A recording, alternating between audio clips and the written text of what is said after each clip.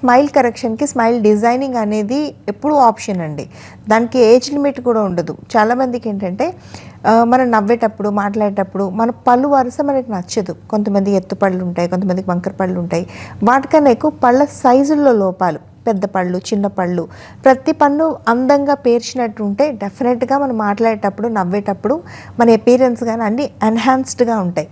So వీటికి ఏంటంటే చాలామంది పళ్ళు వరుస కరెక్ట్ కాదేమో అని భయాలు ఉంటాయి. కొంతమందికి ఏముంటుంది, ఒక వయసు దాటిన తర్వాత పళ్ళు వరుసలో లోపాలు వచ్చేస్తుంటాయి. అంటే పళ్ళ మధ్యన గ్యాప్స్ రావడం, పళ్ళు కిందికి జారడం, పళ్ళు ఎత్తు పెరగడం. వాళ్ళందరూ కూడా ఒకప్పుడు ఫొటోస్ చూసుకుని ఒకప్పుడు బాగున్నాం, మనం ఇప్పుడు బాగాలేము అని అనుకుంటారు. కొంతమందికి రంగు మారిపోయిన పళ్ళు, పళ్ళు ఎప్పుడు తెల్లగా అందంగా మెరుస్తూ ఉండాలి. స్పార్క్లింగ్ వైట్ టీత్ అంటారు వర్ణనలో కూడా.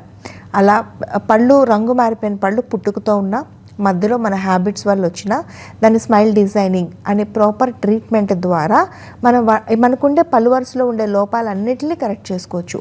ఇందులో రెడ్డింగ్తో అండర్లైన్ చేయాల్సినవి ఏంటంటే దీనికి ఏజ్ లిమిట్ లేదు. ఏ ఏజ్ వాళ్ళైనా కూడా స్మైల్ డిజైనింగ్ని అటెంప్ట్ చేయొచ్చు.